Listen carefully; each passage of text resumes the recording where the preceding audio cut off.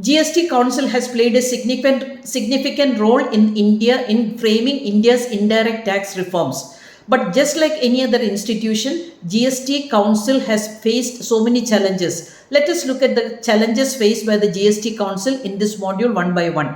First challenge is the revenue loss reported by some states. From July 2017 to June 2022, central government was paying revenue loss for the state governments from the GST compensation fund.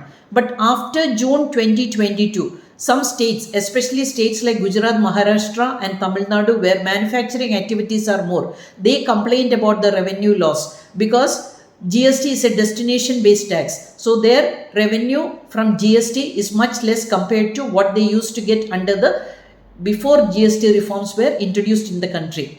Second is multiple GST rates, frequent changes, different slabs followed. This can create confusion among businesses, government and customers.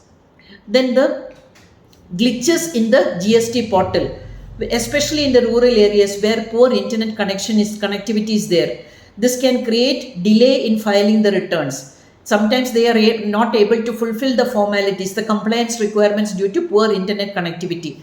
Next is the fake invoices and fake input tax credit invoices submitted by the businesses. This can create problem for the strict adherence to the GST rules and regulations. Though the GST formalities are strict in this regard, still people are taking advantage of the loopholes.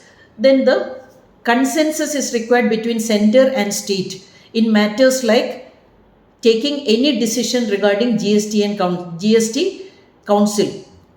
So this can create delay in taking decisions, getting acceptance from the center or some state governments. This can create confusion or this can create delay in taking decisions.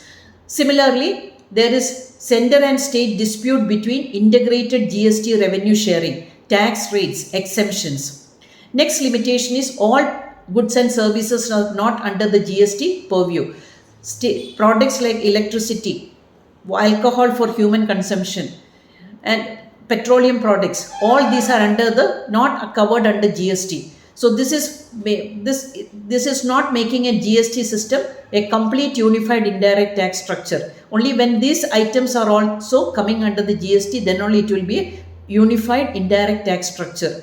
Then small businesses and MSMEs are always finding it problem because they don't have the resources to make the documentation possible or for multiple filing or completing the formalities. These are the challenges faced by the GST Council.